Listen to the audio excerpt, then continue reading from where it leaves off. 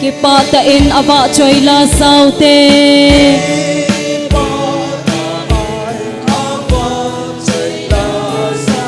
pathena halna a ume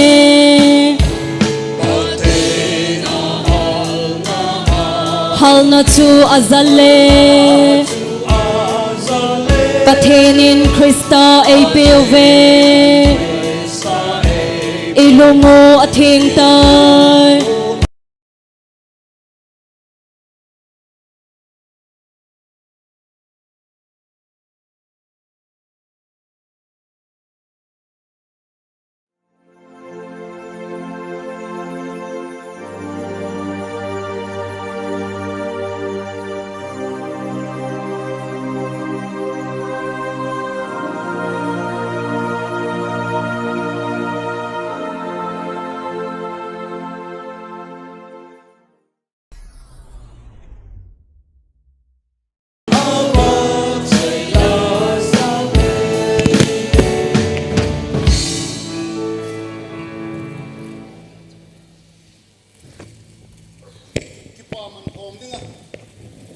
zakhat le som lani ki pa man hom dinga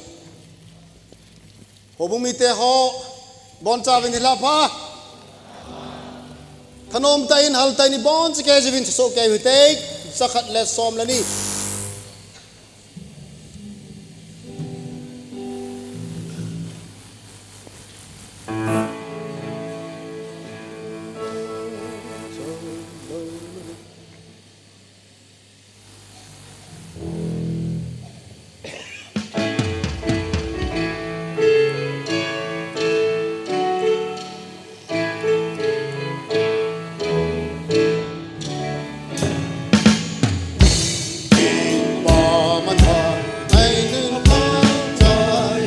isan diu hin ponantem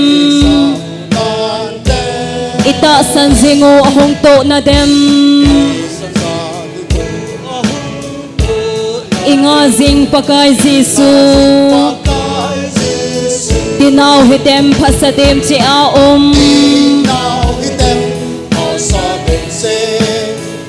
kahivan chunga kaldia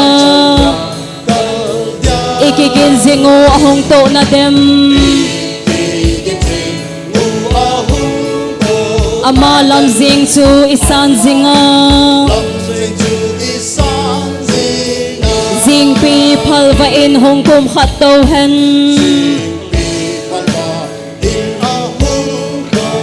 ei ho ei hin ko tau le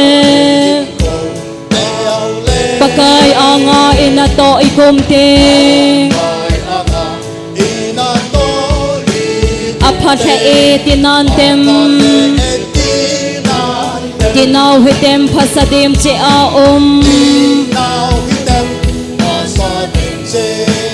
kahivan chunga kaldia ikigin zingo ahong to na dem amalam zing chu isan zinga aman ei da tha pe u ta san chu hata a ching zing dinga lung thing sela ichin se na uvem vana nom chen na dinga ginaw hitem phasadem che a kahivan chunga kaldia ikigin zingo ahong to na dem ama lam zing chu isan zinga zan khang kimin ipakayo hong le inga zing hong to nan tem kiging zinga chu anon nom ding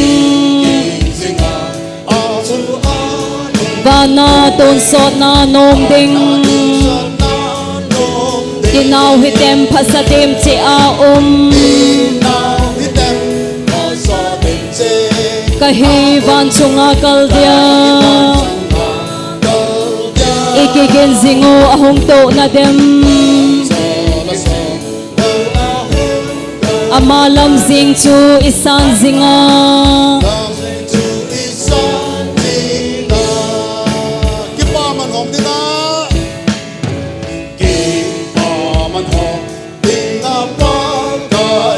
isan diu hin ponantem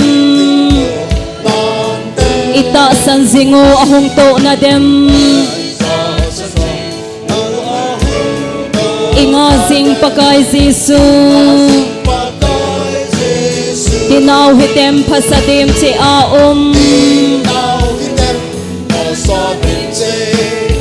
kahivan chunga kaldia ikigin zingo ahong to na dem amalam zing chu isan zinga zing pi phalva in hong kum khat to hen ei ho e hin ko tau le bakay anga inato ikum ting apathe e tinantem tinaw hitem pasadim ti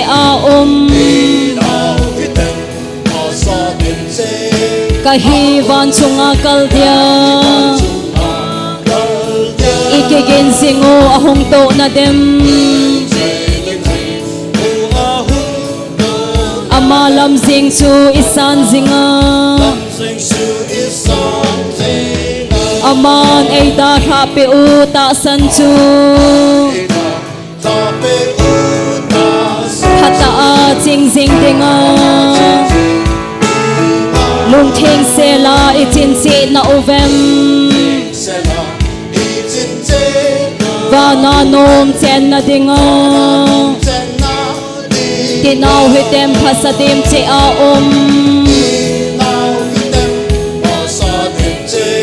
kahivan chunga kaldia ikigin zingo ahong to na dem amalam zing chu isan zinga zan hang kimin ipakay zuhong le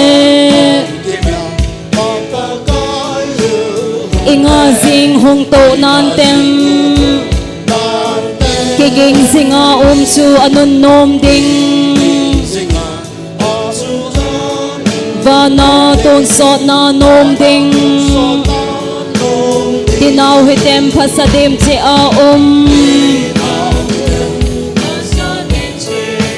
kahivan chunga kaldia ikigin zingo ahong to na dem amalam zing chu isan zinga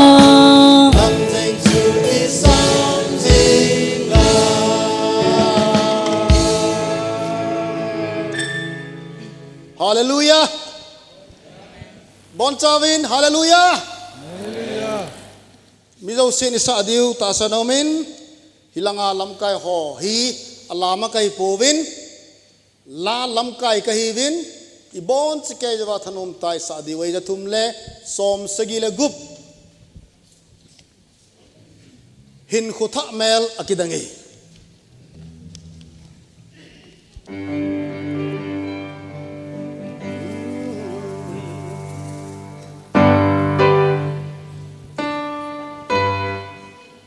jathumle som sagile sagi sorry 377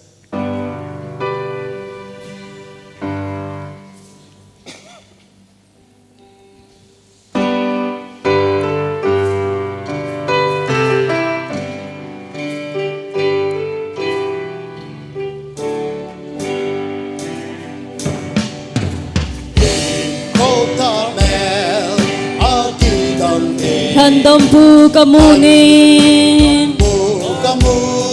kalusir handam pu day ken kamoy cross phunga chun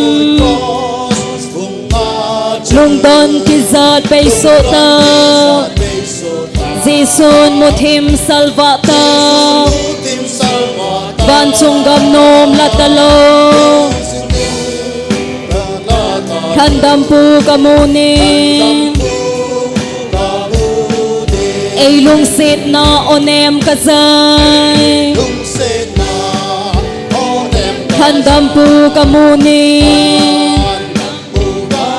Alhadam na thuhin pulhan Tun kay ma ay hatotay Lung don tizad bay sota Zisun muthim salvata Van chunggam nom latalo Thandam pu kamunin Thandam pun ay koken kazay Min lâu pi kachang tay Nasa tayin kay ay hoye Huhing na chu kachang tay Lung don tizat bay sota Zisun muthim salvata Van chunggam nom latalo Thandam pu kamunin Akhut nin kay ma ay kayle Thandam pu kamunin Alal daw na limdam noya Ay huhing pa kamuding Lung don tizat bay sota Zisun muthim salvata Van chunggam nom latalo Thandam pu kamunin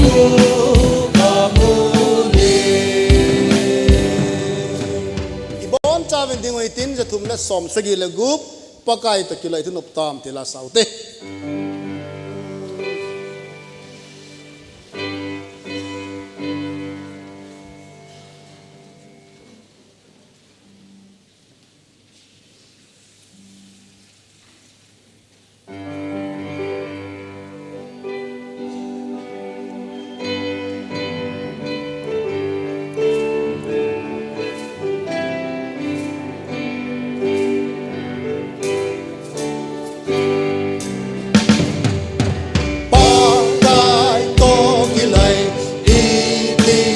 Tôn sốt long lâu ban gia la kinh ai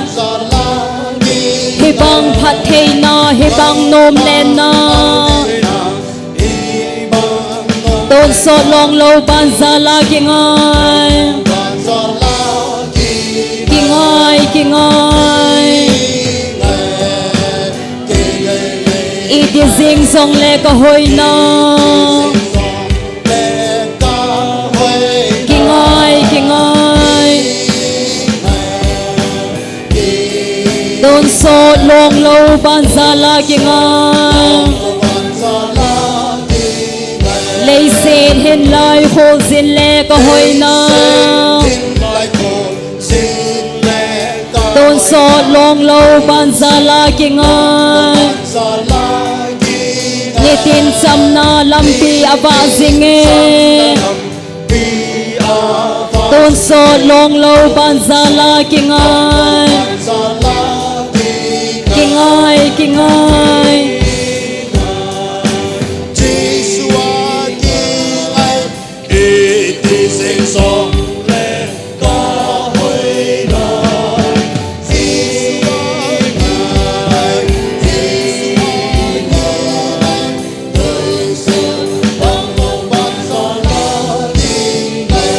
Ding ken nei lo lung don ta lo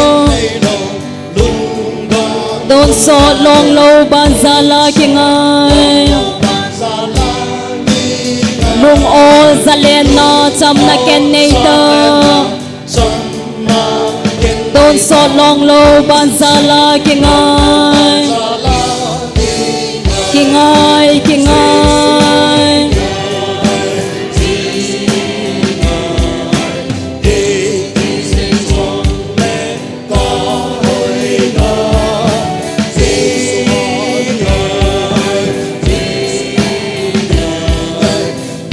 So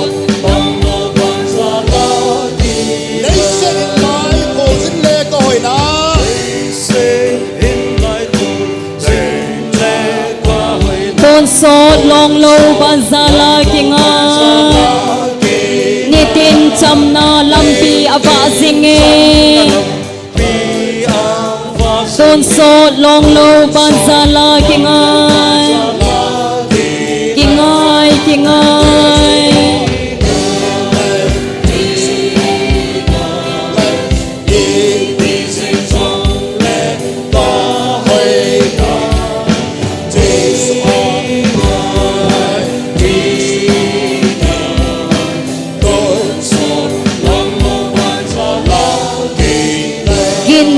ken nei lo lung don ta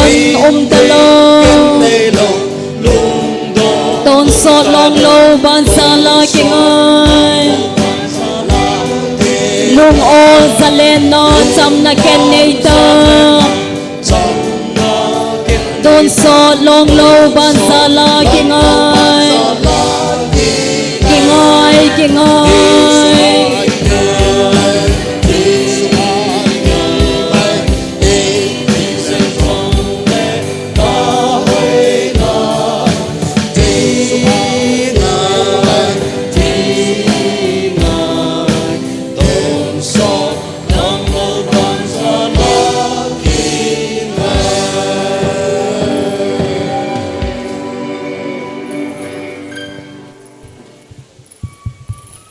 Hello.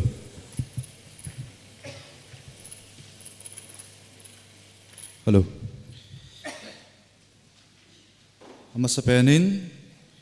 pathin thu thing keiman in simda ingating Psalms 122 verse 1. I rejoice with those who say to me, let us go to the house of the Lord. Pathin thu thing simda now pathin pathei bu piu han lang Hilaya pathin thu thing leng David in pathin hu in thinga pathin hu in kai dinga ei tim ei ko wachun keima ka tha nom tange ti tabanga hin tunil ha zong hobung me pi zo se ong ki khom zo se lungel ngai tu chuteng le kipana nei hian lang chuteng le lunga op kaina pathina submission nei noma hung ki khom ding ka ta sanovin Ije chun tunil ha pathin ho khom na devin na bon chawin modbung gam kai youth department minin ka khut jet lam domin kain liam chewe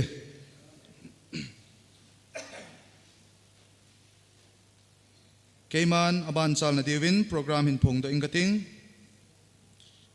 Thado Baptist Association India Youth Department modbung gam kai executive tour to modbung Baptist Church TBAI Thupi chuile kaleng pileya konun Matthew bung somni changsegi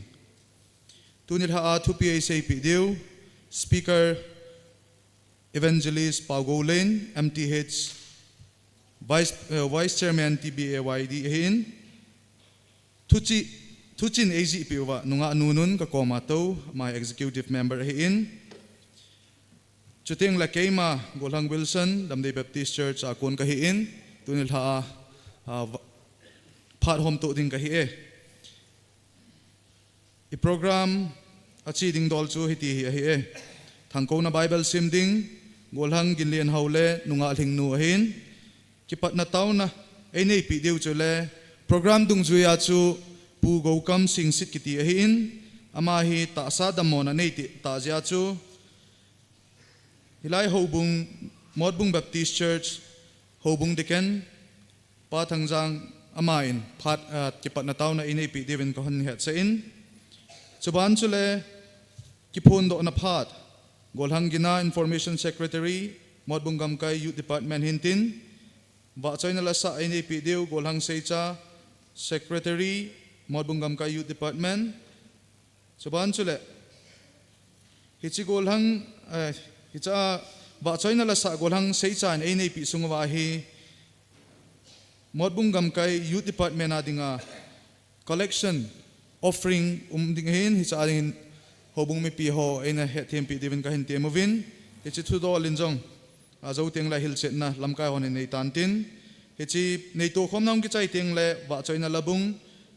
jubilance ama ho hi wintin hichi ung ki chai teng chule thupi hintin thupi ila pi deu tun la speaker thupi ung ki chai teng le Tupon Pa Church Secretary, Hitzo Ting Chula, Tilto Ho Tien Sona, Putong Lun, Assistant Pastor, Modbung Baptist Church, Hitzung Kichai Ting Chule, Kipatu Seina, Golhang Mangtoy, Chairman, Modbung Gamka Youth Department, Ela Pi Uvintin,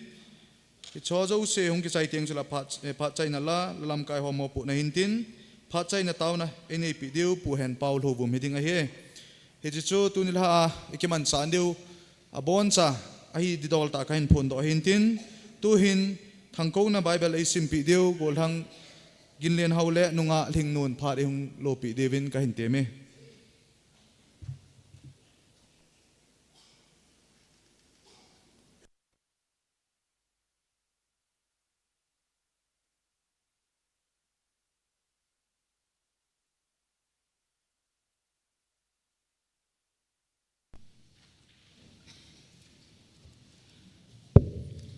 Tuni Lapana, Patin Tui Simdo Adilvin,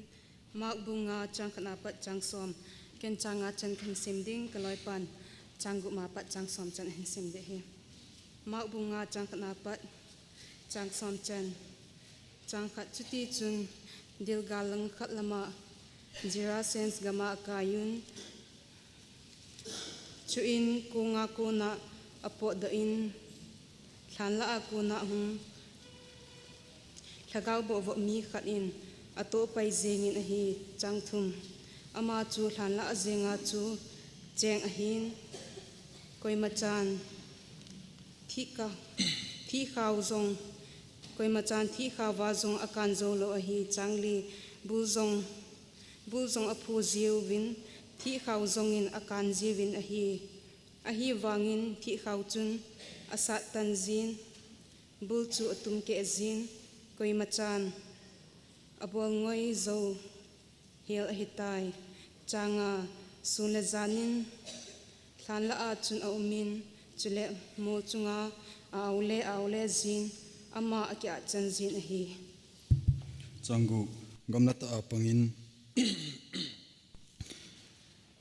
Jisu ahin mun ahunglai zelin anga abo khumin chibai abuin chuin ha taina samin pathin chungnung pen chapa Jisu Nangle ke ipi ikimat na umam pathin mina na hinga kataw hi neibol gim hi nati hichun aman aza mi pa kun chun hungpo do in lagaw bo ati ji hi chuin aman amin adongin nangmin iham ati le aman tamta ke hi ji un kamin janial hi ati chuin chuchi gam kai sunga ko na asol do lo na dingun Jisu hinga hatawin ataw ta ni simdo na pathin len pathei bu pitawin Pathen tu thing ngay ta isim do piwa anunga thing no le golhang gilen hau chunga ki pathu sevin pathen tu thing iza do zo seu pathen in ho ading pathei bu pitaw han lang to hin aban chalo hitin to hi ki patna dinga taw na iman pi diu diken la a puthang jangin phari hung la pi divin kan te me hichiban ting le ki phun do na dinga phari la pi diu information secretary pun hung la pai pai din kan te me Pathen thangwa na neute Ngay lut na le lungse na dimset hingjing wanam kapathin pakai tunil ha zong mitam tan amu zolo phanoi la phat phani piwa Modbung Baptist Church a na chate ho nangma ho khom the dinga komta jiwin ama sapen ten ka kipawin namin theng lopi ta chukan thangbain hi pakai phachom cha khongkiman cha na diwa na lagaw thengin piwin lang thu sei ding la sading Akimang chading program changjo se nangman na din pia iza kahi nangma lunglai na le pakai kyo adinga apha kabol do wa kasai do thein divin na phat theibu na lagaw thing pin ngai cha na chahin kaphano jo se na khut thingai lan do a ehu hingpu hingjing kapakai Jesu Krista mina kataw hi amen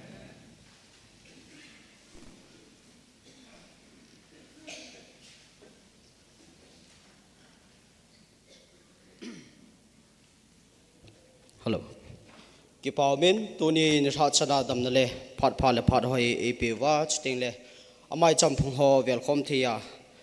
khosung ho bungsung dam na ap piu chiting le hungkal sung ho jong dam le bina him pu sungu hat chung nong pap thin hi zen pap thin ma sa pen ten thangwa na kan pin he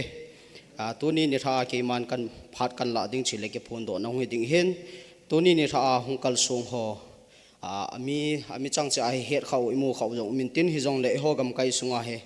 ama hen hi chlai pan mun atuin ama hen hi chi atui ti het lo diu ji achu aung ke kal sun ta ji achu phun do na le chiting le ato mun ho phun ha na kan nei ding hin he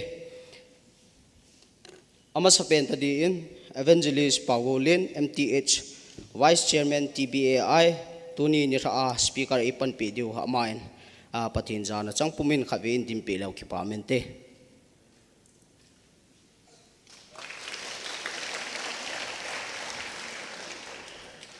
ki pamin abana hile gorang mang thoi ama hele s bol kana kona hin tule tu a I ho mot bungam kai youth department sunga he chairman epu pe he aman khave mi pi langa in mai la pi lau ki pamente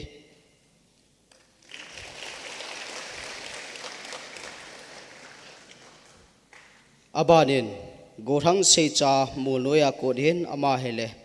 tule tu a ho mot bungam kai youth department sunga he secretary epu pe he tun aman indim pi ki lau ki pamente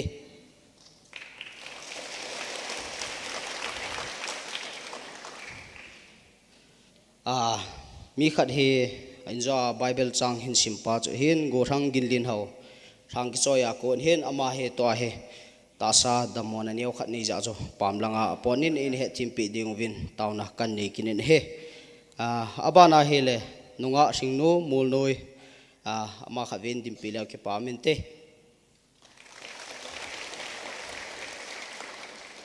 ama hin tule tu a e ho mo bungam kai youth department sunga hi finance sumla pai langa he mo puna he nei pi o he abaden toni ni tha thuchin ziai pan pe nunga nunun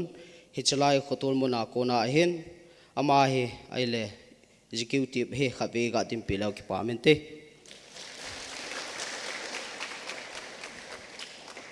chitingle toni ni tha speaker pa chitingle gamkai lamkai ho e hin zuwa pathin tulama in kalsun khom piwa gorang maumilal khavin dim piwo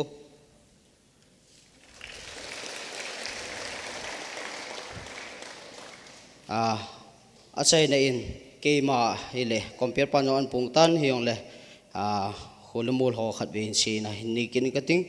ke hele inja chu compare pan gorang ginatin kamin thing set hele gorang lungin ai thu songpijanga kona ka hin tule tu ai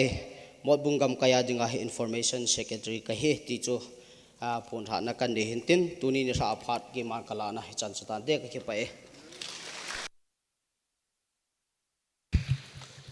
ki phun do na chomcha information secretary pu a konin nei tawin to hin aban chalu hitin wa choina la sa heding hin hi chi wa choina la sa hi mot bungam kai youth department adinga ki thopi na le pathin lengama ama chal zo na diwa nei tu khom na offering inei deu hin hi cha dinga lai sa pe deu golhang seicha secretary mot bungam kai youth department a hin chuting le aman la sa zo zo le wa choi na labung ai sa pi deu thupi thang ko na ti di mai in tin the jubilant son jong ai na ki go pi pai pai devin ka hin te me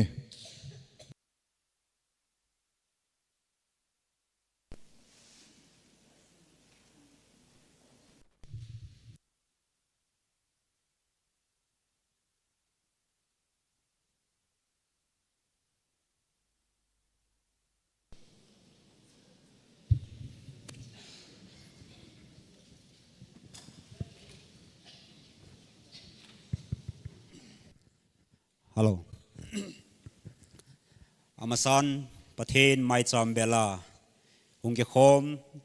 nulepa pilepu sopi ulenau te ho zo se ipakayu Jesu Christa minin kazanau chibai kahin bole tunizan phana pathen lopi na dinga kahin sa do ding wa chaila chahi le ngai cheng len na ti pu thangcha khong sain asa la hu kahin sa ding he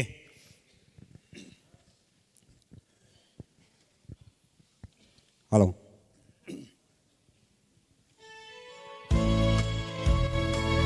Hello. Hello.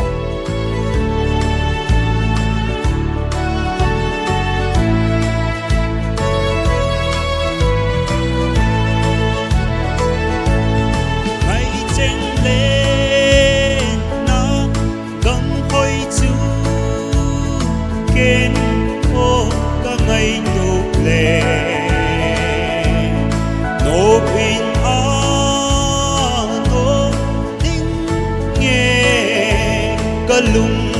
in ka gel chim lo o don so na ka lên na ting gam o ka ngai su gam aleng de chu idin ei ne me o su gam sun asatele kel ngoi no lên na hobi o kan ha ngai se Zion hobi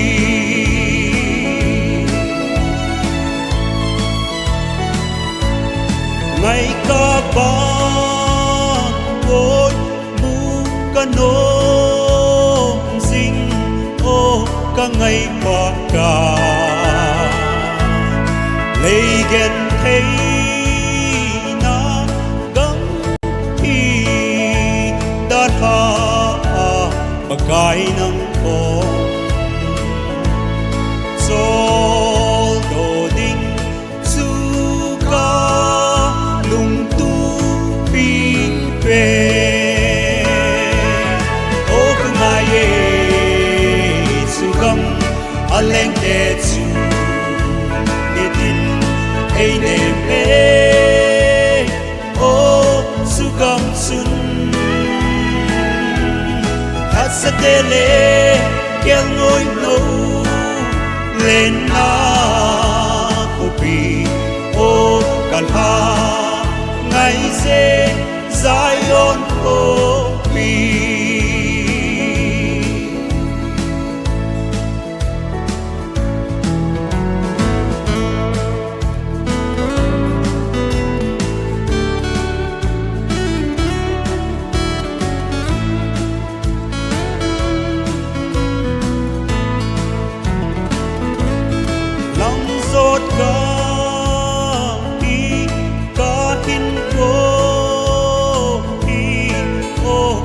gam zot na ling lên bao băng ấy sun atam me kalam pi o dun ka nga lel kahi ke ma o ka ngai gam aleng de chu idin ei ne me o su gam sun asatele kel ngoi no lên na hobi o kan ha ngai se Zion hobi asatele kel ngoi no lên na hobi o kan ha ngai se Zion hobi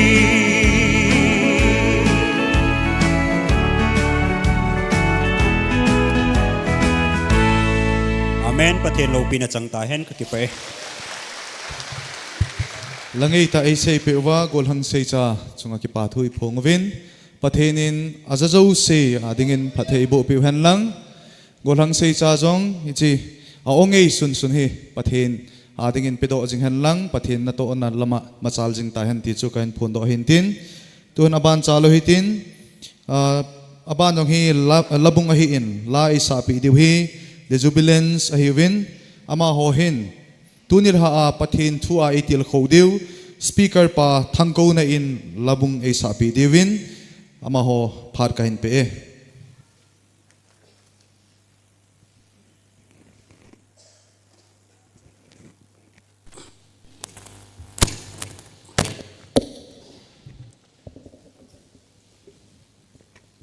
Romeo.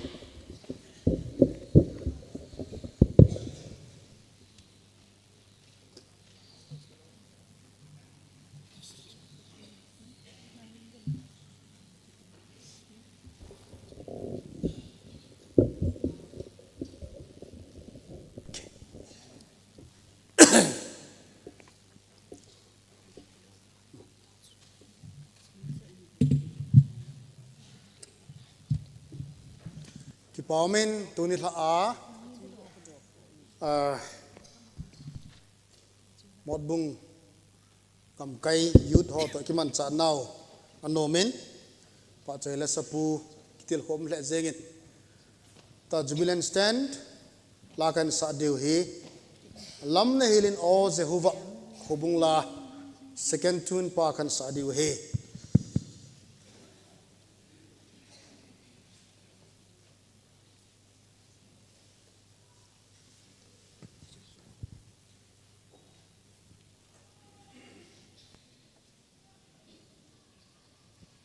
Hello, check.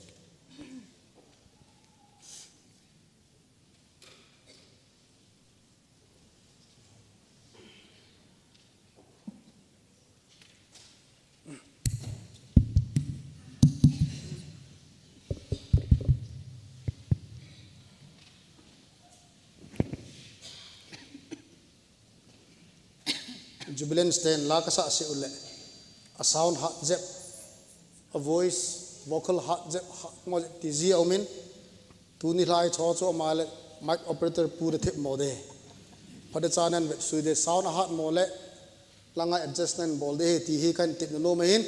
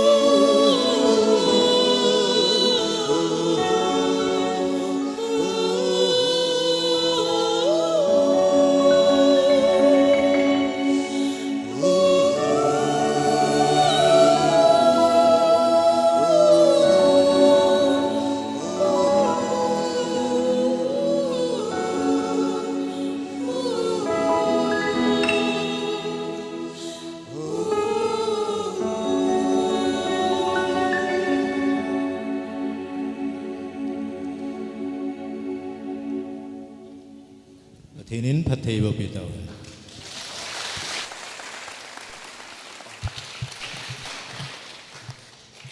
Hitabanga ongi ta ale tumging them ta wa soila ei sa do piuwa jubilant so chunga ki pathu sevin hitabanga ongi na le tumging thepna athepna mangcha pathin ba choina la ei sa do pi theiwa jubilant ho yong hi pathinin phatheibo henlang ama ho music ministry ajong pathinin mapuijing ta han ti chu pathin anga ka hin thlan do na hintin tu na ban chalu hitin tu a hi ikai khom lo nau thupi a hi in thupi a hin sei pi dingova tu ni tha speaker evangelist Paugolen MTH vice chairman Thado Baptist Youth Department tu naman pathin phatheibu changpumin phadong gila dingin phad kahin pe e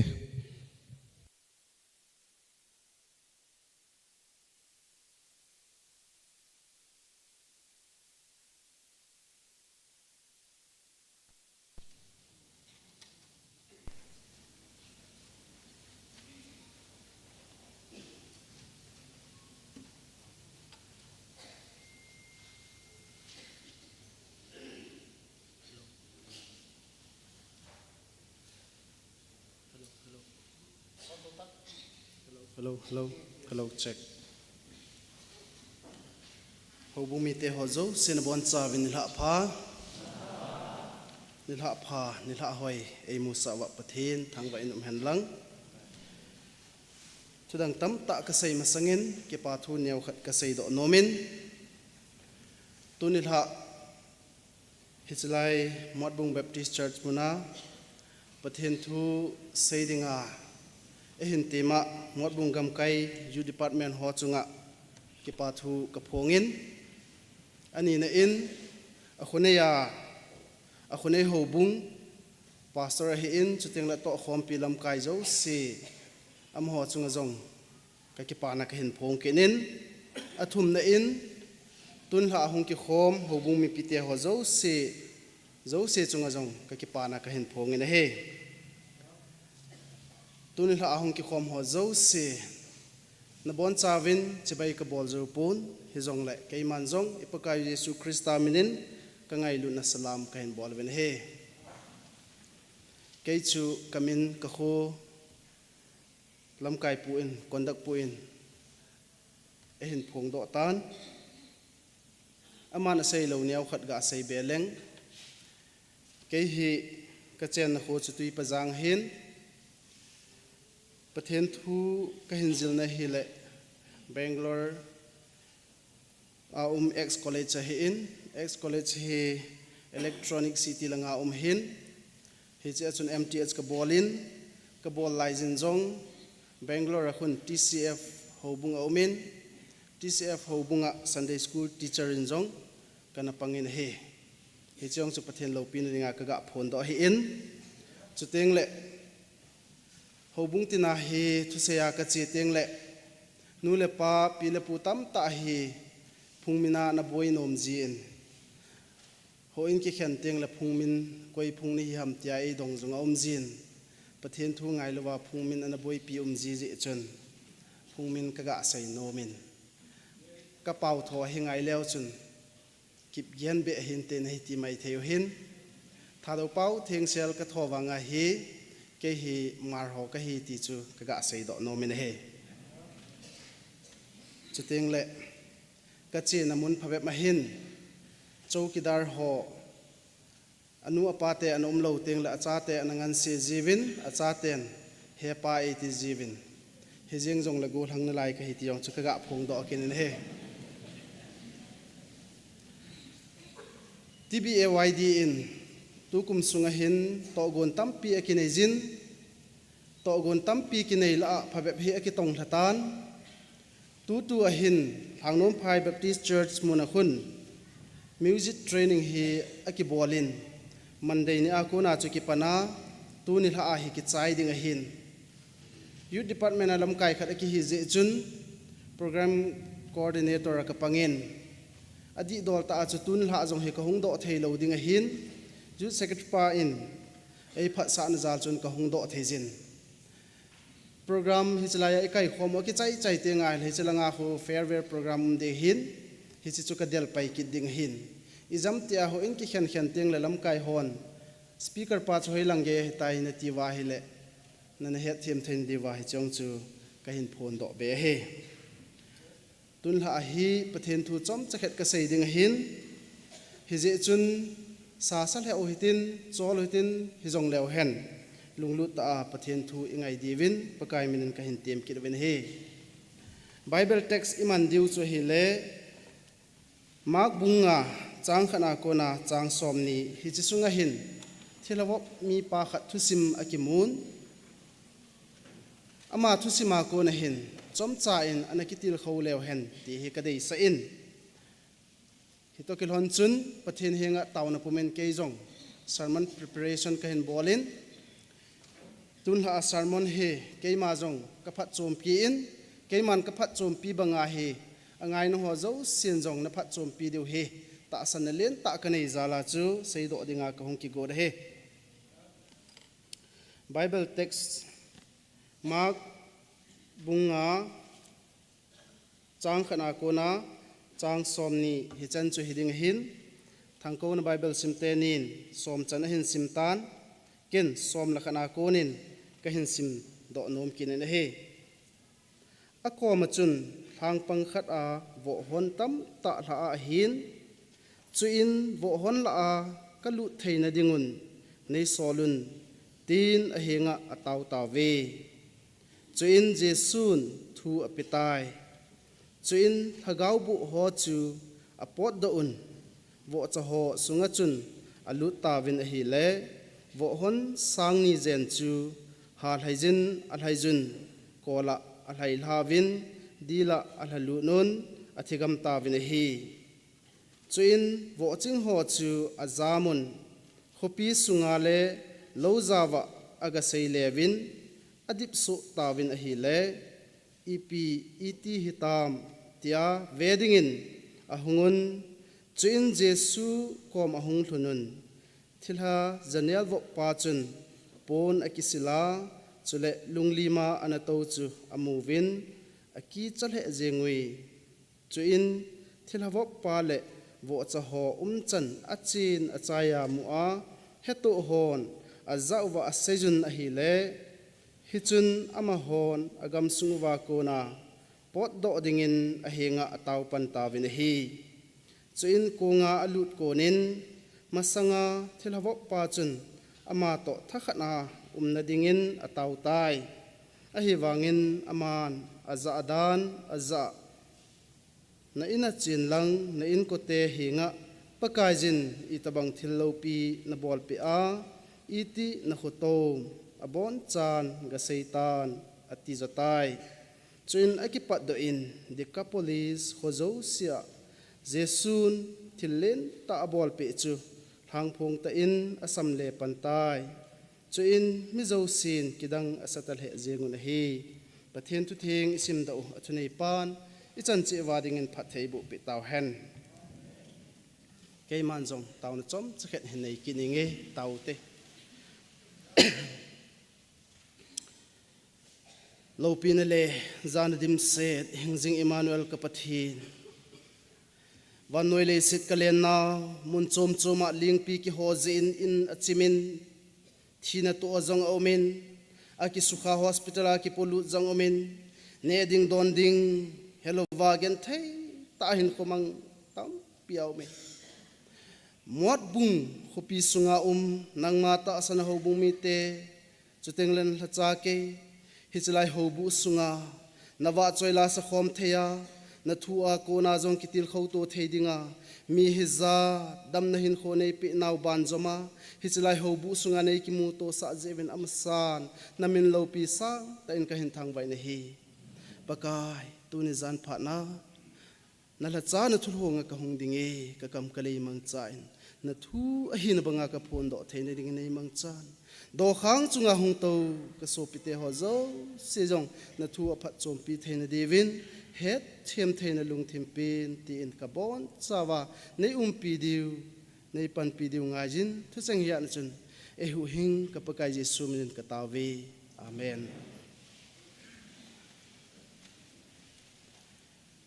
pakai apai phat zo sen ti kha vega sam khom te pakai apai phat zo sen pakai apai ito thip be naw jong he hung so thim tan inui na divin khat ga ki sei le mi pa khat hi pathin henga atawin pathin henga ataun achun hi ti hin hung tawin he wo pathin van na to na leiset na kyang tongap na tui khang len aga atil sei di hetapon tui khang len na kizap na hi anti ati so asal he azengin tun ha jong he tui kulum han lang kikizap le ti hi agial jong mai theo hin chi chu inui na diwa ka ga sei hin tun ha a bible text hin sim do na wa ko na hin pan sautin chom chan kitil kho hitin i topic ding jong khat ana ta lang hitin amang tha ding ho hu hingen ti hi tunil ha i topic ding win ka ga ta lang no min he Bible text wa hung lut masang win thu sim ta khat ka sei do nomin US gam sunga miching mithem mini hi ana omin mi masalang ho chu hiding dan hinten hichi golchani miching mithem ta te ni hi amani hi graduate achai huna hin na to za chom che hi a hin tong hon ta na hi khat pa min hi Richard akitin khat pa min hi Timothy akitin hi Richard kitipa hin business abolin thillo tam pi hi apha hin lang ip ase jong le gel dat lovin heti chun business abolin hi le a hau thejin apha thejin a in cheng do in mi gin mi za mi ngai sang mi kinep na ahung hitanai alang khana aloi pa Timothy hi pathen ging mita chu hiding dan hinten pathen na atongin thilphalam pi ahung ki mangchan hi le ama in chen lo chen hi aloi pa a to akibang tapon hi ama ni phat sunga chun Timothy chu koi ma het jong aga hi be set pon mi za mi gin mi do le tun jong aga hi be set zo pon hi hizong le phat hung chen hi le Richard kitipa jong hin zianei jin chapa sagi anei je akitin he Timothy jong hin zia hin nei kinin ama hin chapa khat anei je akitin he phat hung chen acha te hon zia hin nei kitwin tu hin mulhanin abanin tu le cha hung pungin he hiti chuna hung che in hi le amani khang cho hung ki chai tan kum zakhat som nga zo hin mi phabem hin amani thu sim chu a hin khul ta nei hicha a hin khul do dungjui wa chu hichi Richard kitipa businessman pa mi hau sapa pathian dei ham pathian dei lo ham kabol hi pathian lunglai na hinam hiloham ti gel dat lova business bol pa mi hau sapa chu atu acha te hi 150 years sunga chun mi sangla janga lang hi ahung phai akitine hichi atu acha hola achu avet wa hi le tul that jong tam pita amudo ovin zu a kipi khamna theya ki sachawai numea ki sasi jail lut songkul tang mitam pita hi amudo ovin hi ama sun le pa ho chu avevin hi le apha sanga asi atam zoi akitin hi alang khana aloi pa Timothy chu ahin ve ki win hi le ama hi pathian ging mita le pathian lungdei banga hin khomang chon di an hi je chun pathian bon an hi je chun ama sun le pa ho chu ahin vet ki wa hi le khunungin America sunga Vice President mini ahung ki sep doi atin hi chikeu hilovin scientist officer million milal tam pita hi zakhat le som sagi le thum langpi hi ahum do zawe akitin hi hichlaya chu ipi mu do thejwam itia hele nangin jong tuni a kahin khoman hi ke thu thu hi kahin kho ke thu thu hi na hung hi lo ko ma na ikin na umam kahin kho an ti mai the hi jong le amani hin kho ive na hi le atu acha khanga pathina ko na blessing hung pa hi ive na hi le tu hin kho hi pathin dei lo wa man kha ding hi tizat ta hi ti pa hi igel do thein devin isei do no mu ven he article new hoi ka sim jin hi le mun khat na chun thu sim hoi ta khat he ka hin mu in farmer khat hi aumin farmer pa hin bong khat anei jin kel cha khat anei jin a chal khat anei jin akitin aman hi chu zo se chu ngai lu na nei ta in azinu to cha te to asin nei a hi le hi chi a in hin ju cha hung lang ta nei ju cha hung lan pha na chun hi chi lo bol mi pa hin ju cha thang hi aga chon ju cha on ding in thang chu akam pe ta na he ju cha chu ahungin a cha ko ma chi in a sei ta na he hi chi lo lo mi pa hin ke chi na ding thang akame hi chi hi nei su hla pe in a chan hi chi ju cha thang chu ke ka ki to ke ka kitimat na ipi umam ati pe ta ne adon ta pu ne abana achen kel cha ko ma chun a sei je ati ne thu sim ji pa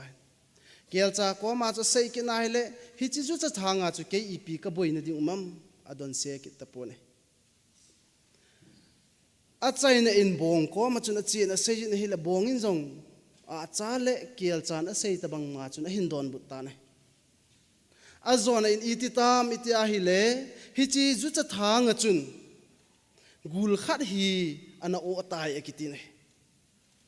in nei pa jinu chu hichi thang nai lama chun aga chen hi le gul ana o tan gul chu ana thi nai lo je chun in nei pa jinu chu achu ta ne in nei pa jinu achu pha chun in nei pan jong ajinu adam do na te ding in hospital a apui ta ne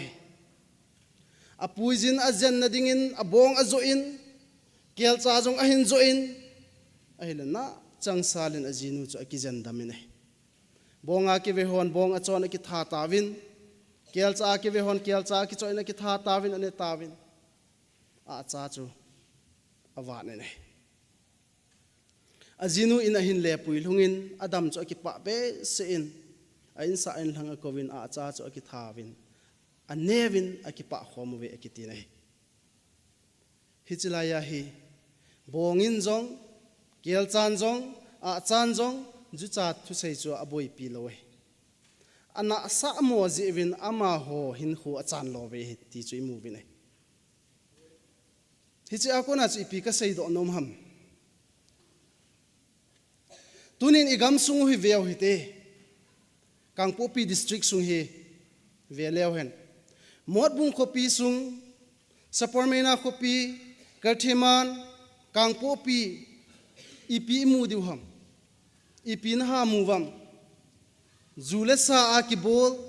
brown sugar ne number 4 ki cup tam pita he ta ne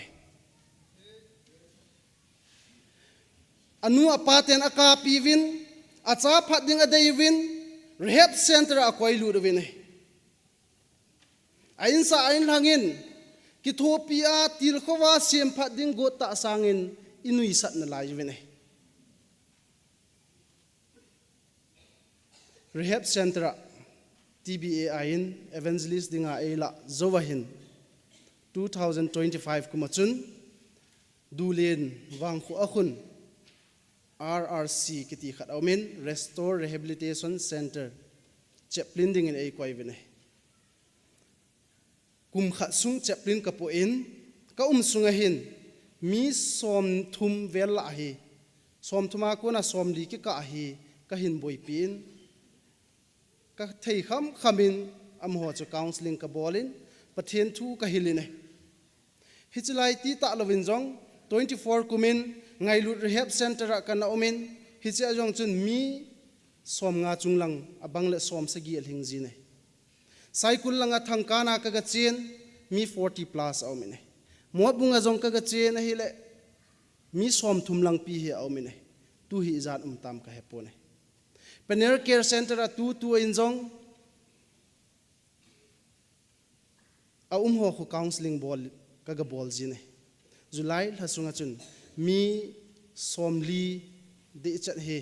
38 39 ho vel he counseling ka ball doi ne hi chulai muna ho khu mi 70 plus hi wa he brown sugar number 4 ne Tuni hin igam sung ve na le hi chun alu ta ne rehab center zong khang tha hat lai le kha thiam lai a ho mel hoi lai a bol thei lai rehab center la kinot lu ta ne na layu na lo ham tunin pile pute ho nu le pa te ho ke in sunga alung nai poi ti in kinup sa he in ke e tong khanai poi ti in lungmong in he in lungmonga im wa hele nang in sunga jong hung thung thei nang in sunga jong hi chita bang he na hin lon vu thei hi ji a hi keima in sunga hin pha masang mi in sung mi chunga alhun masang mundang danga lai hin suthi dingin ki pando tangi ti dingin pakaimen kain tem ben he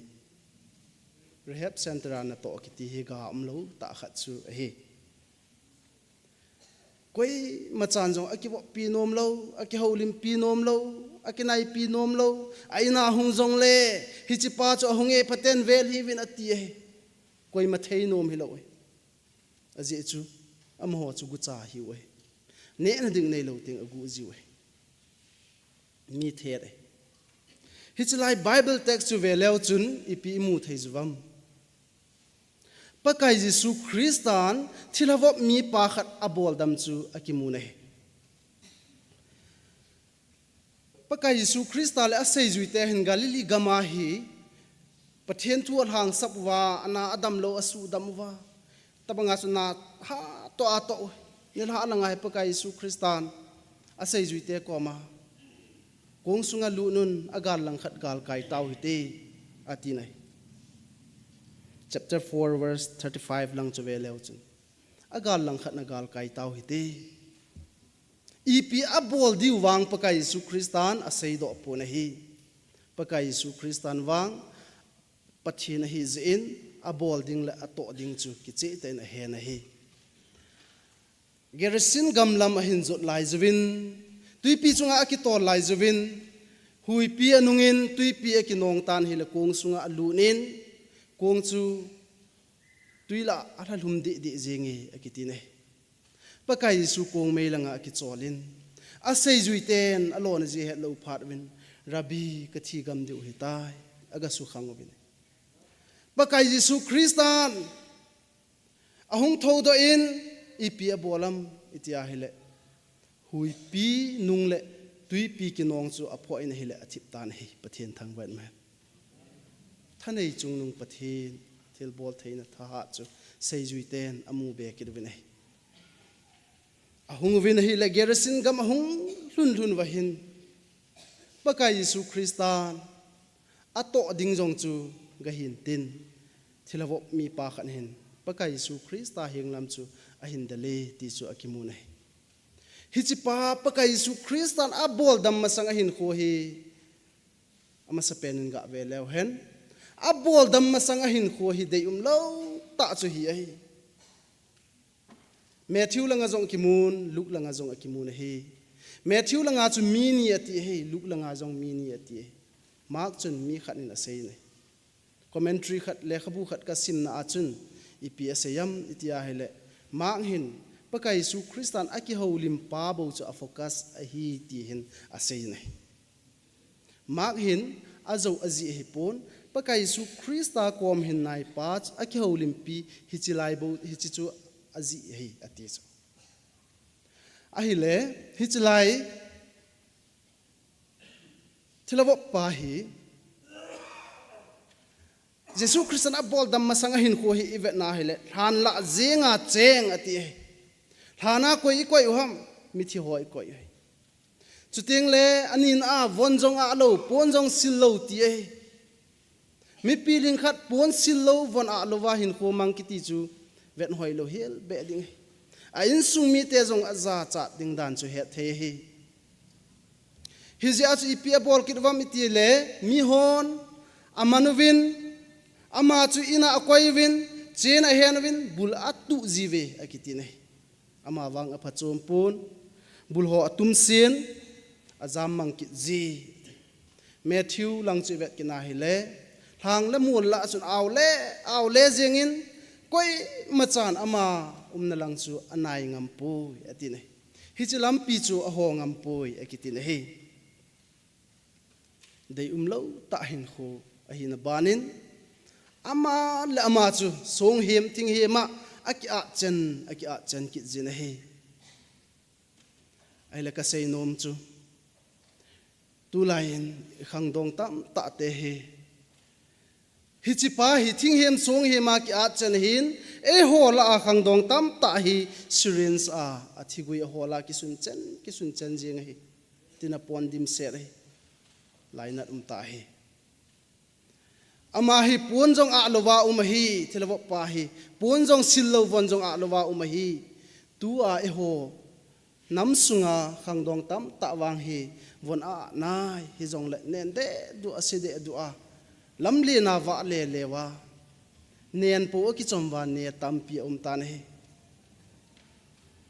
chutinga hi le hi chiwa chu imu nom lo zewin in sungmi ten a thai nom lo ze ti di tantin a ki sem phat ding a dei ze ti di tantin rehab center a hin koi lut kirwen hi le rehab center a teng le ipi bol kirwam tile tin a chep wang kirwen a zam ki jiwen hi hi chilai thilawo pa jong hi mi hon bulatu wa chena hen wang wa atum sena zam mang hi tunin I khang dong ho to iga te a hi le aki hi na hi umbe set lo hi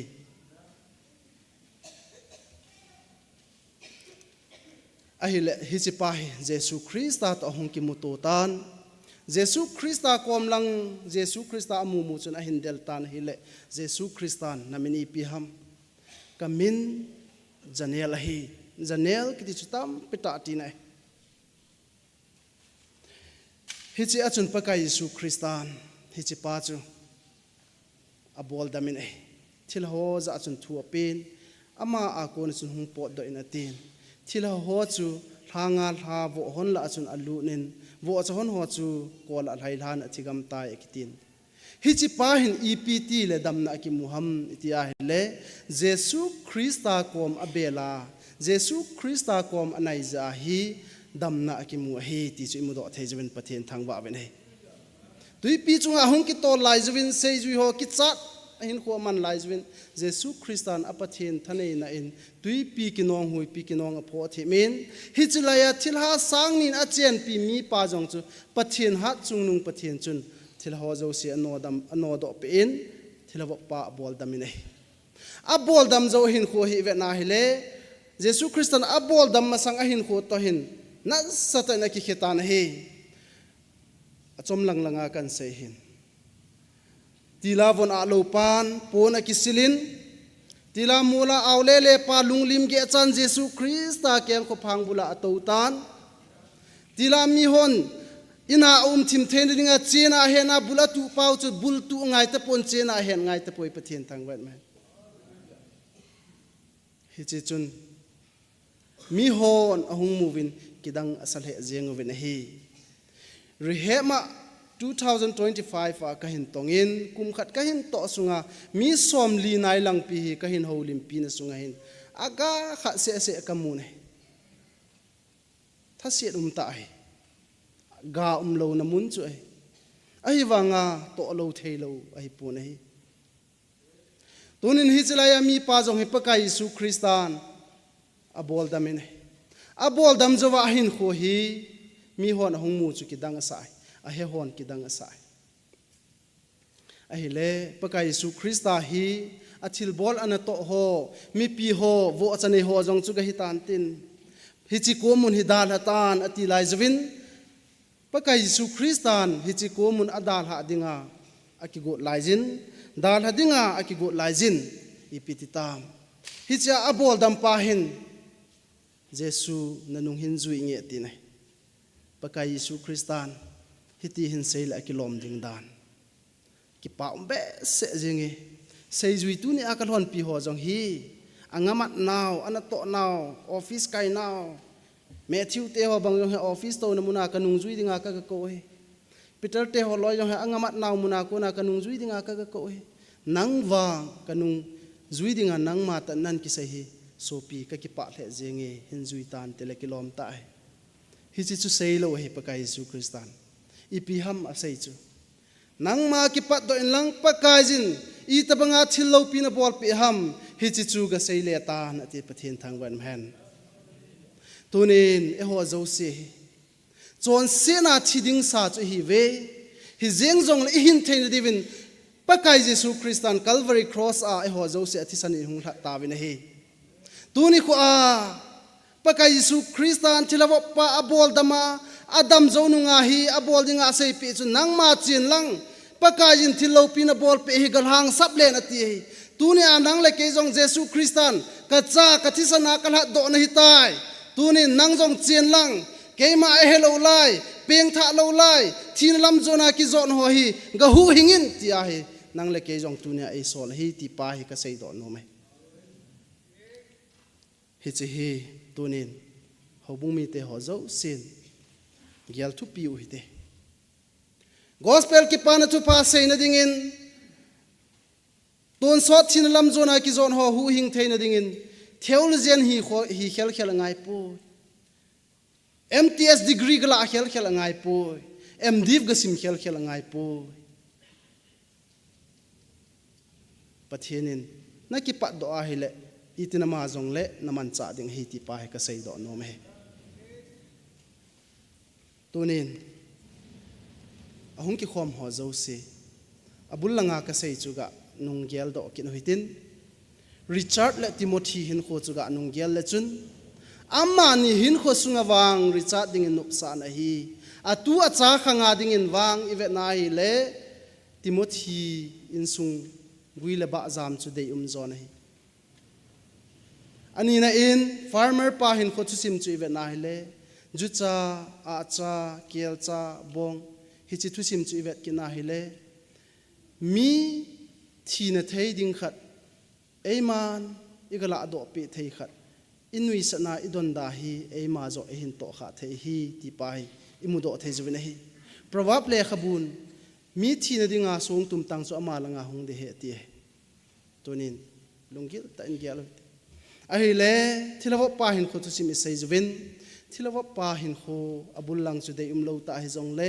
Jesu Krista to akimuton Jesu Kristan asudamin Jesu Kristan asudam jovin ama hi dika police gama missionary in evangelist in pathen thul hang samin mi phachom taina pangtan hi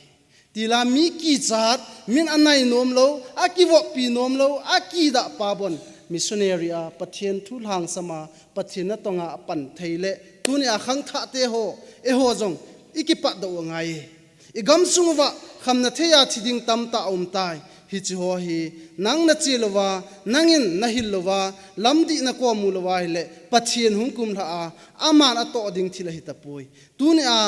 ato ban tong dinga ngan se chang chu nang le ke hi ti chainan ka sei do no me nei pathian thu theng nga ko na ikitil kho na ho athunei pan ichan chi wading phathei bu pe hen ka ki pa e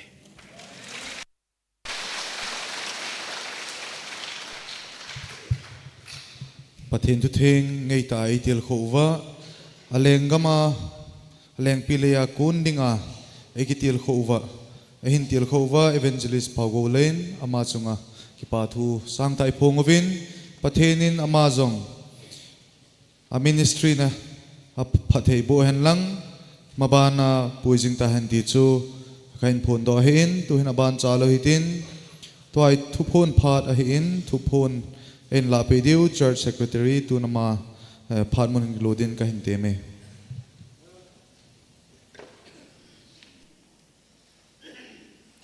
Helloตุนละลุงมงประเทศเฮาคอมไทยซาลุนอเวลินประเทศทางไวนมแฮนทาโดเบปติสแอสโซเซชันมัดบุงกันไก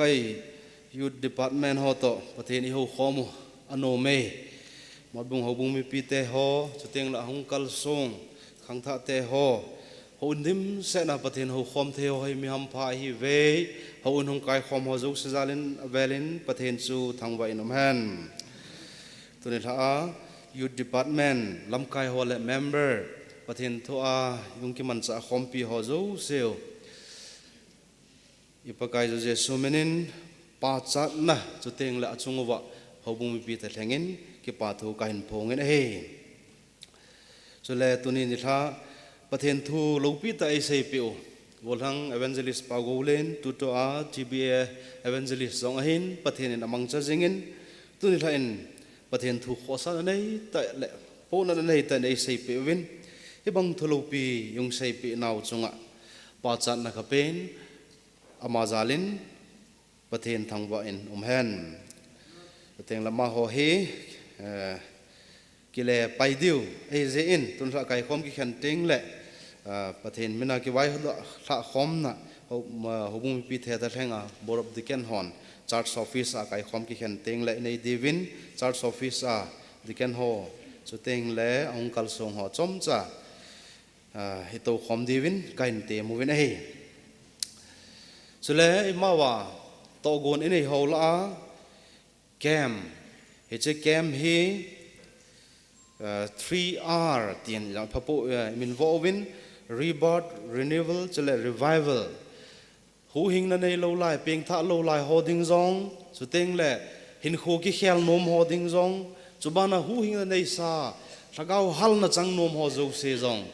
อปันเทนดิงาอีโกโนเกมอะเฮเฮเจจุนเฮเจเกมอะเฮอปังดิงาฮอบุงมีปีเตฮออากิกุเทจันอีกิกุดีวินกันเต็มกินวินเฮอพาดเฮประเทศนั้นพาดพายปีอุเล September that 6 First Sunday นิท่าอิกิปัดดิงู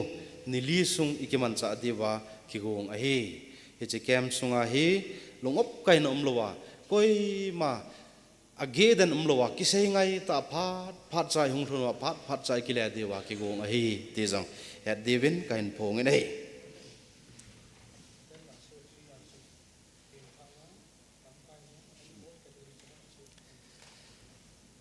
แกมอิโกนเฮบอนาหูหิงนั่นในโลลายฮอซงเพียงท่าสายซงแหละกิเขลนะในนมฮอฮัลนมฮอลำไก่ละหันหลังลำไก่ลุยละหันหลังมีปีละนุปีหันหลังอุปาหันหลังขังท่าให้ซงแหละอีปันเจเทนดีว่ากิกงอฮีเตจอเวลาประเทศลูกปินดากันพนดอกกิเห็นจุบานินแวงลำไก่นะไก่คมนะอินอยู่กาลตูลดินมุนรัฐจมอินพาเซวินหิมคงไอเซวินประเทศนั้นพาสละ September first week งาปนาฮีแวงลำไก่นาไก่คมนะยงเจจอมกิดดิ่งว่าเหตุใต้อามาสเปนาหินจอมกิดดิ่งอะฮีสารนแวงหอเหดิ่งอะหินเฮจนสารนแวงมีปีเตหอกิโกสายมจิงดีวินกันเต็มกินเอาไว้จะเลยมิชชั่นดีพาร์ตเมนต์หอนตัวฮีหบุงา missionary booksมิชชั่นนั่นตัวนั้นดิ่งไอขุดหันนะฮอไอดอนคอมปีลายหินมิชชั่นดีพาร์ตเมนต์ฮอจงตุสนาปันนาวจงอาปัจจันในเปวินอามาฮอจงลอหิงตาปังจอมจิงดิ่งินปะกายมินิติลเขาวินเขาบุญปีเตนอามาฮอจงตัวสดเจวะอินวะหงเตียงเละหงเตียงโอละอิเลียมจิงดีวินกันเต็มกินเอาวินเฮสุดแล้วองค์ลุงดิ่งสันเดย์นี่เขาเตียงเละบรบดิเกนฮอนจงว่าจอยนั่นละบุงเอสาเปเดียวเฮประเทศว่าจอยนั่นเอสาเปเดียวเฮ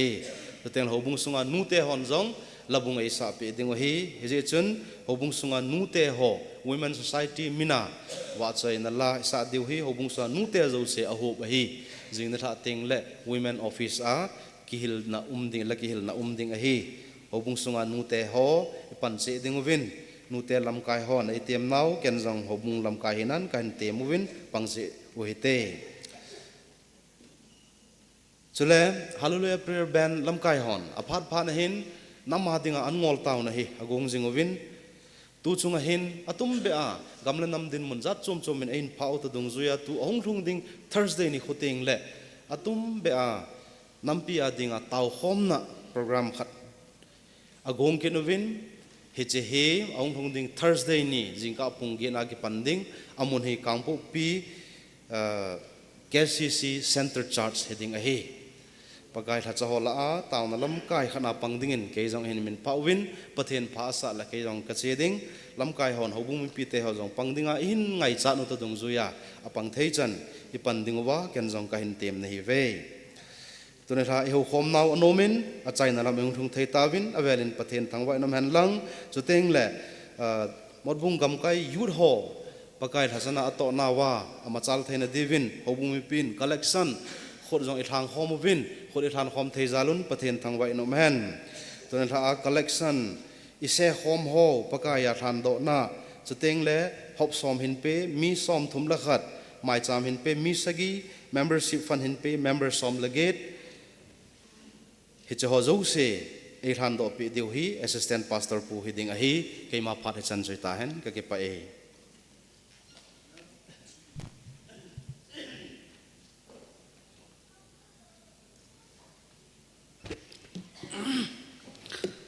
pathen thang wa na ne vite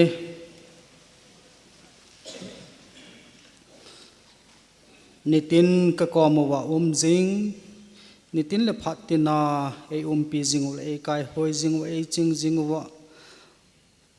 wa nam ka pau pathen pakai na thuinga ka mu bangubin lung phamo pum la pe lo wa phamo ti a pe lovin na lunggot bang ta chi in pe win izi nem ti le lung thlai se la pi achu pakai pathinin angai lui te na thu hinga kamu bangwin tu zan jong pakai nang ma kahin ho khom naw sunga adi a youth department te adinga pathin lengam na to naw amachal theina dingwa na ho bumi pi te in pakai ka khut kain than naw chunga nang ma thangwa na sang pen kahin pe win he tuni lain jong na cha te na phat thein bu na chan na akonin hop som soma khat mi som thum la khana konin na mai cham ahung lu nin chuteng la mai cham in sung mai cham in sagi akona na mai cham sum la pai jong ahung lu nin chuteng la member a hi ki he na member fee hin pia mi som lage da omin ama hozo sizalin ka ki pawin thangwa na sang pen nangma ka hin pe win he tunila hop som sum le pai chuteng la mai cham sum le pai chuteng la membership sum le pai hi hen lang ka tu khom naw offering sum le pai hozo se nangma khut thenga ka hin than do win ichi sum le pai hozo se nangin phat thei bu in lang na lengam na to na machan na khan to na a hi theina dingin ichi sum le pai ho jong nangman atheng lo hi jong la su thenga phat theina bu din na khut na kan thanu bin he ain to ho zo se nangman jong na lengam na to na dingin mabana jong phat theina dim set bu in lang pakai hin kho ka nei sungwa nakin ka bolwa nang malung thlai na hin kho ka man theina dingwin na thagau thengin ami chang chi nangman phat theine bu tawin tin e hu hingpu ka pakai jesu mina ka taw he amen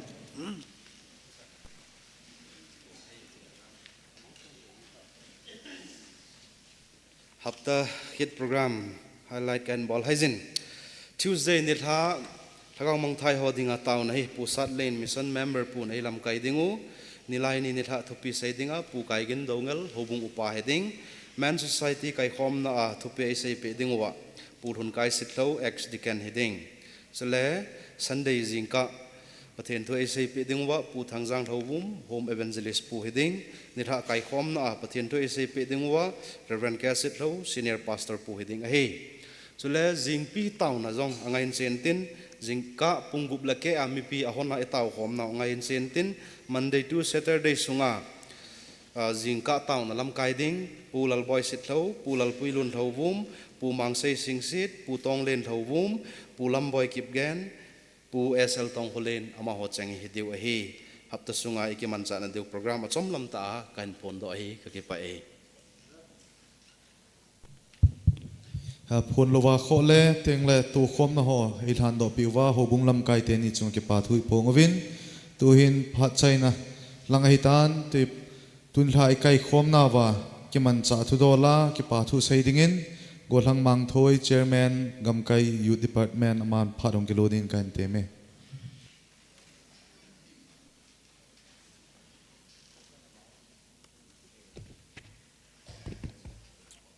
hello masapenin tu phat chan ke ya imau him pu ya ha chunung pathen thangwa na sang pen kan pe ne he ban kinin ai tu ni tha mot bung ho bung mi pi te to ki man khom the ne dinga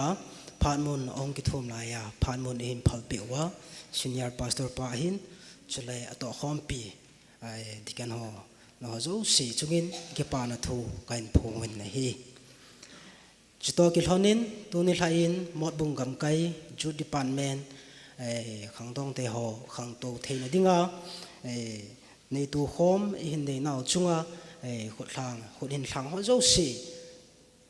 chungan tunin mot bung gam kai lam kai khat hi nan chung chi vin na thil phabol nau chungin ki pa na thu kan sejin hi ban kenin program ong ki gongin hi chin pathin thuai tiu ko hin chule ai computer hin chule adang danga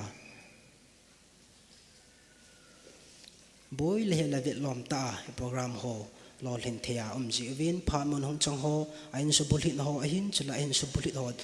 ain su bulit ding ho chungin ki pa thu kan sei kinin he a chai na ke jin mo bung gam kai hi ho som yu mo vin ai ichila hin tu ni tha mot bung hi chilai hong ki kal sun na hi mo bung gam kai executive to ra ding a hi asagi ve chan na hin to hin khuthum akiwa na lai jin hi cho hi dam la bit na ai gam kai chi chi to pa hi ke chi tha thein dingin ho bung pi te na taw na ko ngai cha ve ti chu a chai na ke ya ke pa thu se na ka phat khen la na hin tin ho bung pi te pa thenin ma pu som sing ta hen ti chu chai na ke ya kan la na tan te ke pa e ki pa omin achai na lang chu ki pa thu sei na a hi jingin hai pi le zo te on le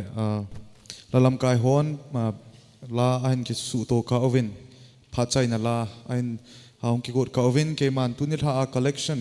offering a itu do chu hi le sang som le jali le som khat a hi e pathian lengam na ton dinga itu do hin tin tu ni tha a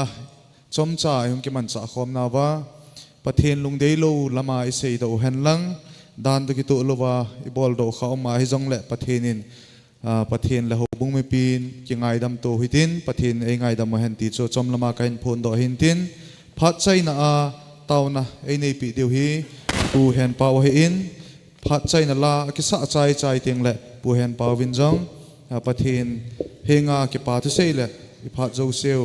khum kha na taw na iman pi divin ka hin tem pai pai e bon cha vin dingui te gamla ta mol chunga jalile som la sagi eki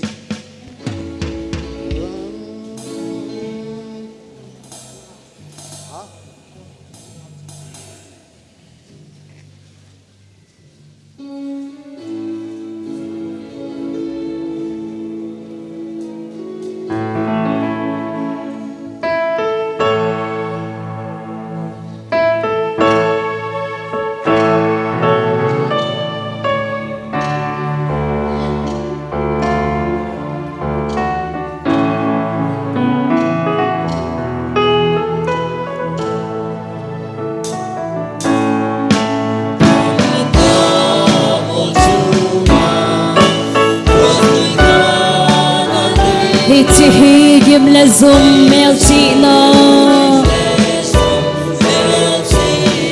ken cross lui chu thil dang sang in ka dei pe ne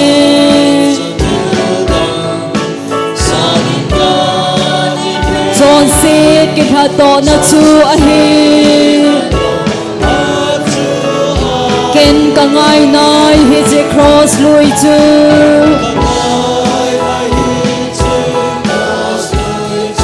lấy xin hin khô con ho cả xin cross lui chu tu ding ding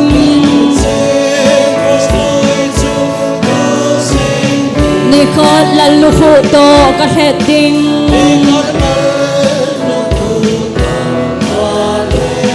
hi chi lei sit mi ten akita cross lui chu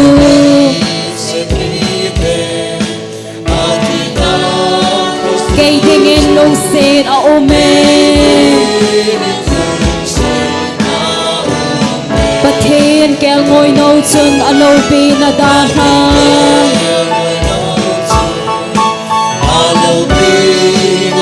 Calvary a thi na tho e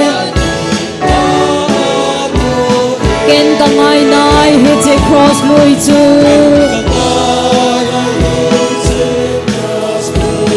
Ka lei sin hin ho ka tha ka sin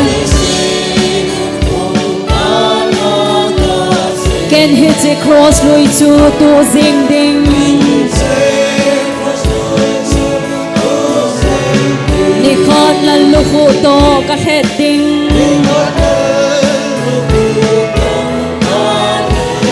Chu te cross lui chu ma thi san thing along khai A hoi ke dang chu ken ka mu Krista chu cross chu nga a tho ge min a thin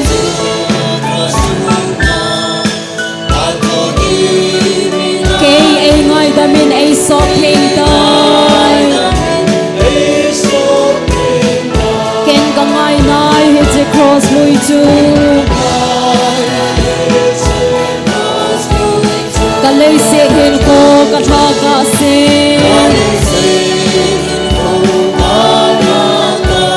Ken hit a cross lui chu tu ding ding Ni khot la lu khu to ka het ding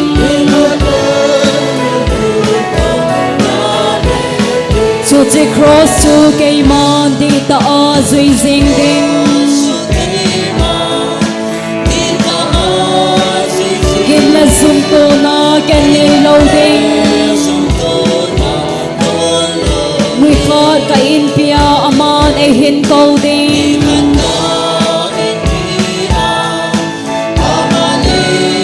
Alo pi na chang jing sing ta ding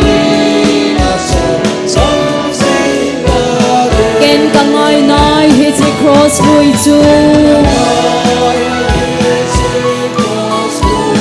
Ka lei sin hin ho ka tha ka se Ken hit a cross lui chu tu ding ding Ni khot la lu khu to ka het ding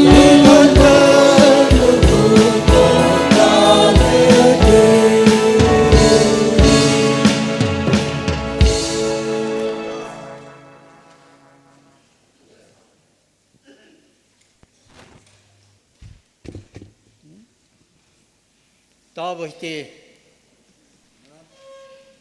e ngày lu jing wa ngày lu na sang pe na e ngày lu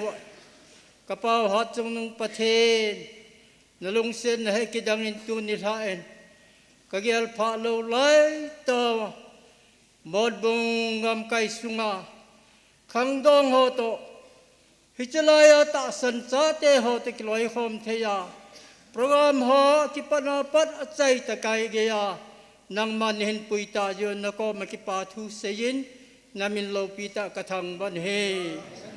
olo pi pen ha chung nung ka pathe na ha cha pu na phon do akam chenga nang ma na panan na thu chu na sei do sa thu chang hi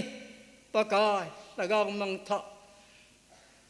gal kun ding le sepai phata pang dinga ekitil ho na thu chang hi angai ho zo se dinga chi panga kitwa ke apa ga so ding le nami ta dinga mang thai ho do dingin thu chang ho zo se kalung wai che wa phat the bo pe dinga ni hinga ka ta he ka khop nau zo na nei pe wa กบอลเขียนเฮาในไงดำว่ามาลามินก็นังมันในปุยดึงว่าอธิสันเทงใจจะดอกปอหิงปูนาจะเจสุมนาของเตาเฮอาเมน